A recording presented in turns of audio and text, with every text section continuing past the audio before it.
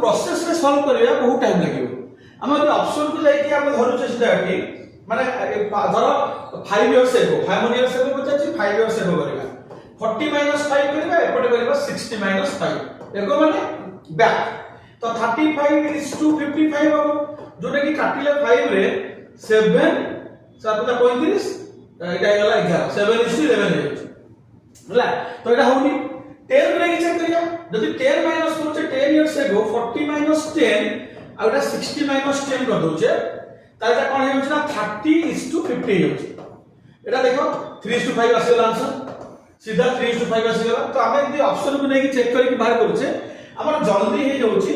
एउ बेसी परिश्रम करा पड़नी आगो तमे सीधा सॉल्व करबा एक्स नेकी जेमति हम करू नॉर्मल स्कूल प्लान भलिया सेटा टाइम लागो तो बेले बेले हमको ए करिया पड़े स्मार्ट वे रे सॉल्व करिया पड़े आ स्मार्ट वे सॉल्व करले हम टाइम भी सेव हुए आ हमको एक्यूरेसी भी मिले।